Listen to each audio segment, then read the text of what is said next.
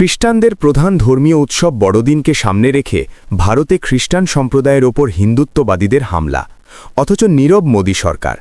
যখন বিশ্বের বিভিন্ন প্রান্তে খ্রিস্টানরা আনন্দ ও উৎসবের প্রস্তুতিতে ব্যস্ত, তখন ভারতে সেই আনন্দের আবহে নেমে এসেছে আতঙ্কের ছায়া।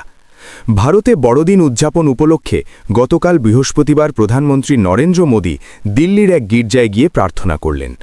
অথচ তার দল ও সরকারের সমর্থক উগ্র হিন্দুত্ববাদী গোষ্ঠীর সদস্যরা দেশের বিভিন্ন রাজ্যে খ্রিস্ট ধর্মাবলম্বীদের উপর আক্রমণে মেতে উঠলেন, ধর্মাচরণে বাধা দিলেন। অধিকাংশ আক্রমণ চালানো হয়েছে মধ্যপ্রদেশ, উত্তরপ্রদেশ, রাজস্থান, আসাম, হরিয়ানার মতো বিজেপি শাসিত রাজ্যে।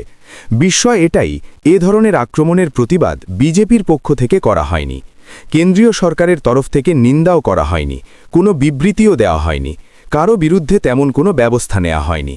বরং দিল্লির আম আদমি পার্টি বা এএপির নেতাদের বিরুদ্ধে দিল্লি পুলিশ এফআইআর দাখিল করেছে।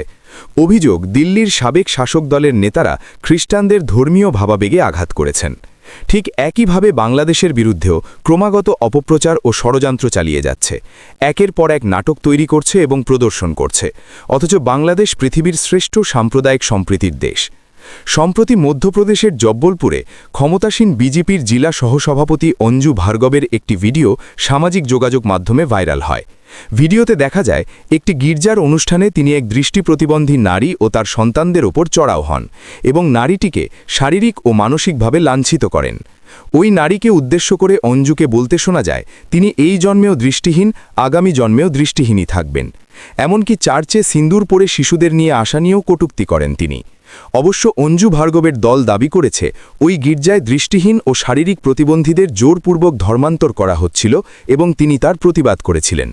তবে ভুক্তভোগী নারী ও গির্জা কর্তৃপক্ষ উভয়ই এই অভিযোগ অস্বীকার করেছেন।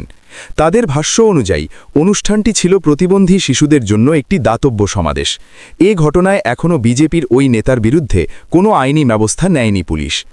এ ধরনের ঘটনা একটি মাত্র নয়, ছত্তিশগড় রাজ্যেও খ্রিস্টানদের বাড়িঘর ও গির্জায় অগ্নিসংযোগের অভিযোগ উঠেছে।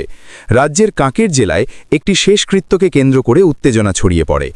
এক পর্যায়ে খ্রিস্টান সম্প্রদায়ের একটি বাড়িতে আগুন দেওয়া হয় এবং গির্জায় ভাঙচুর ও প্রার্থনা কক্ষে অগ্নিসংযোগ করা হয়। পরিস্থিতি নিয়ন্ত্রণে গেলে পুলিশের ওপর পাথর নিক্ষেপের ঘটনা ঘটে। এতে অন্তত ২০ জন পুলিশ সদস্য আহত হন। ছত্তিশগড়ের কাকের জেলার বাদেতেভধা গ্রামে কয়েকদিন ধরেই একটি খ্রিস্টান পরিবার, স্থানীয় গ্রামবাসী এবং হিন্দুত্ববাদী গোষ্ঠীর মধ্যে উত্তেজনা চলছিল। এই খ্রিস্টান ব্যক্তির বাবার সমাধিস্থলকে কেন্দ্র করেই এই বিরোধের সূত্রপাত বলে জানা গেছে। ভারতীয় সংবাদ মাধ্যম দ্য ওয়্যার জানায়, একটি বাড়িতে আগুন লাগানো হয়েছে এবং একাধিক স্থাপনায় ভাঙচুর চালানো হয়েছে। পুলিশের উপস্থিতিতেই ধনুক তীর হাতে বিক্ষুব্ধ জনতা গির্জার প্রার্থনা কক্ষে তাণ্ডব চালায় বলে প্রতিবেদনে উল্লেখ করা হয়। বড়দিনের ঠিক আগ মুহূর্তে এই ঘটনাগুলো ভারতের ধর্মীয় সংখ্যালঘুদের নিরাপত্তা ও ধর্মীয় স্বাধীনতা নিয়ে নতুন করে গুরুতর প্রশ্ন তুলে দিয়েছে। বড়দিনের আগে গত মঙ্গলবার Catholic bishops conference of India খ্রিস্টানদের ওপর হামলার আশঙ্কায় উদ্বেগ প্রকাশ করে বিবৃতি দিয়েছিল। সেই আশঙ্কাই সত্য হল। দলগতভাবে বিজেপি কিংবা কেন্দ্রীয় সরকারের তরফ থেকে এই প্রবণতার বিরুদ্ধে কোনো ব্যবস্থা না নেওয়া হলেও দিল্লি পুলিশ আম আদমি পার্টির কয়েকজন নেতার বিরুদ্ধে খ্রিস্টানদের ভাবাবেগে আঘাত করার অভিযোগে এফআইআর দায়ের করেছে। আম আদমি পার্টি কয়েকদিন আগে এক্সে একটি পোস্ট দিয়েছিল। তাতে দেখা যায়, স্যান্টাক্লজ সাজা একজন দিল্লি এসে দূষণে জেরবার হয়ে পড়েছেন। ওই পোস্ট খ্রিস্টানদের ধর্মীয় ভাবাবেগে আঘাত দিয়েছে। এ অভিযোগে দিল্লি পুলিশ সৌরভ ভরদ্বাজ সহ ৩ নেতার বিরুদ্ধে এফআইআর দায়ের করে। আম আদমি পার্টির নেতাদের দাবি, তারা এই পোস্টে দিল্লির দূষণের বিষয়টিকে প্রাধান্য দিয়েছেন। কারো ধর্মীয় আবেগে আঘাতের প্রশ্নই ওঠে না। বিজেপির নির্দেশে দিল্লি পুলিশ রাজনৈতিক প্রতিহিংসা চরিতার্থ করতে নেমেছে। বড়দিন উপলক্ষে দেশজুড়ে সংখ্যালঘু খ্রিস্টানদের ওপর এমন আক্রমণ অতীতে দেখা যায়নি। কমেন্টে লিখে জানান আপনার মতামত।